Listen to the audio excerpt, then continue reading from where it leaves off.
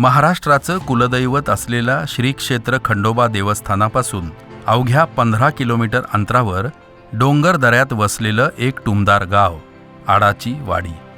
आज दिसणारं आडाची वाडी कधी काळी दुष्काळाने ग्रासलेलं, असुविधांनी त्रासलेलं असंच होतं। माननीय मुख्यमंत्री देवेंद्र फडणवीस साहेबांच्या नेतृत्वाखाली महाराष्ट्र शासनानं डिसेंबर 2014 मध्ये दुष्काळाचा सामना करण्यासाठी जलयुक्त शिवार अभियान सुरू केलं। आडाच्या वाडीत जलयुक्त शिवाराचे वारे वाहू लागले। आडाच्या वाडीचे भूमिपुत्र माननीय संदेश शिर्के साहेब यांनी पुढाकार घेतला, लोकांना हुरूप आला आणि जनसमुदाय संघटित झाला। महाराष्ट्र शासन व लोकसहभागातून जलयुक्त शिवाराची कामं यशस्वीरित्या पूर्ण झाली। त्यामुळे ग्रामस्थांना एकजुटीचं महत्त्व कळलं।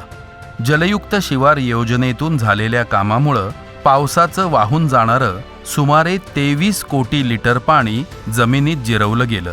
झालेल्या कामामुळे जमिनीची पाणी पातळी वाढली आणि सकारात्मक बदल दिसून आला। त्यामुळे आता आडाच्या वाडीतून दुष्काळ कायमचा हद्दपार झालेला आहे।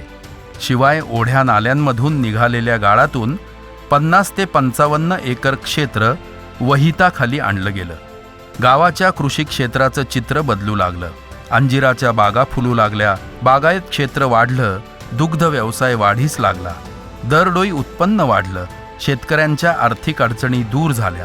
आडाच्या वाडीमध्ये झालेल्या जलयुक्त शिवाराच्या कामाला प्रत्यक्ष मुख्यमंत्री देवेंद्र फडणवीस साहेबांनी भेट दिली व इथल्या ग्रामस्थांचं कौतुक केलं। पाठोपाठ माननीय फडणवीस साहेबांच्या निर्देशानुसार मुंबई, राजस्थान व दिल्लीचं पथकही इथलं काम पाहण्यासाठी येऊन गेलं। एकीचे बळ मिळते फळ ही उक्ती लक्षात घेऊन गावकऱ्यांनी पुढाकार घेतला। संघटित होऊन गावकऱ्यांनी ग्रामपंचायत निवडणूक बिनविरोध केली। लोकांचा विश्वास वाढला व परिवर्तनाच्या या अभिनव संकल्पनेला हजारो हात लाभले आणि आडाच्या वाडीची विकासाकडे वाटचाल सुरू झाली। आज आडाच्या वाडीचं चित्र बदलत आहे। गावातील तरुणाईचा वाडीच्या विकासात मोलाचा वाटा आहे। गावातील तरुणांनी वेगवेगळे ग्रुप तयार करून कामाचं आणि कामाच्या वेळांचं नियोजन करून जातीनं लक्ष देऊन स्वतः कामं केली। इथल्या तरुणाईचा प्रामाणिकपणा, जिद्द, चिकाटी आणि ग्रामविकासाचं ध्येय वाखाणण्याजोगं आहे। गावातील तरुणांनी जवळजवळ 18 किलोमीटर लांबीचे पाणंद रस्ते खुले करून त्याचं खडीकरण करून घेतलं। त्यामुळे गावातील रस्त्यांचे आणि हद्दीचे वाद कायमचे मिटले। आडाची वाडी हे महाराष्ट्रातील पहिलं असं गाव असावं जिथे पाणंद रस्ता सुद्धा सिमेंटचा केलेला आहे।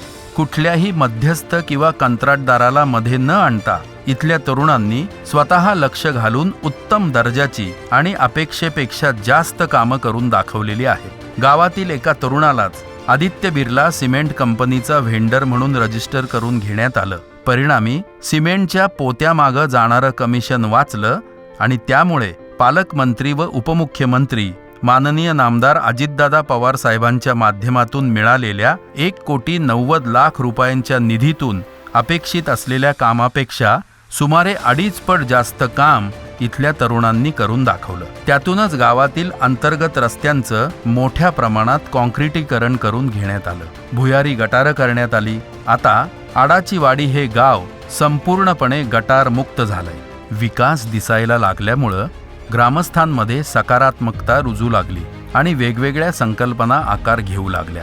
गावालगतच्या ओढ्याचं खोलीकरण करताना निघालेल्या गाळातून सुमारे 36 गुंठे जागेचं सपाटीकरण करून त्यावर जगप्रसिद्ध आर्किटेक्ट डिझायनर श्रीयुत महेश नामपूरकर यांच्या मदतीनं ज्येष्ठांसाठी नाना नानी पार्कची निर्मिती केली गेली। लहान मुलांना खेळण्यासाठी उत्कृष्ट दर्जाची खेळणी गार्डनमध्ये लावण्यात आली।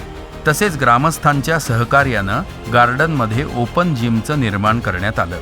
शिवाय निर्माण केलेल्या गार्डनची देखभाल दुरुस्ती नियमितपणे केली जाते। टाटा ग्रुपच्या माध्यमातून तरुणांसाठी सर्व सुविधांनी सुसज्ज अशा एअर कंडिशन्ड जिमचं निर्माण करण्यात आलंय। त्यामुळे गावातील नागरिक, विशेषतः तरुणांचं शरीर सुदृढ राहण्यास, पर्यायाने आरोग्य उत्तम राहण्यास मदत होणार आहे।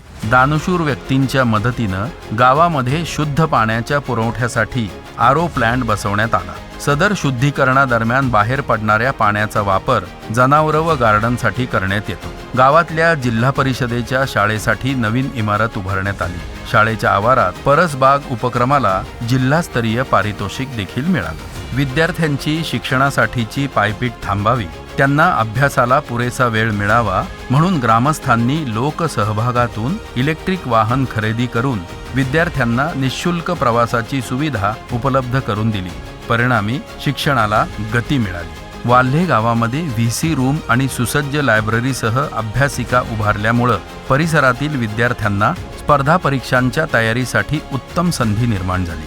गावातील तसेच जवळपासच्या परिसरातील अनेक विद्यार्थी या अभ्यासिकेचा लाभ घेत आहेत। गावातील स्मशानभूमीचं बांधकाम व सुशोभीकरण करण्यात आलं। त्यासाठी प्रत्यक्ष आंध्र प्रदेशात जाऊन ग्रॅनाइट आणून स्मशानभूमीला नवं रूप देण्यात आलं। आडाच्या वाडीनं कात टाकलीये, विचार बदलले की सगळंच बदलतं।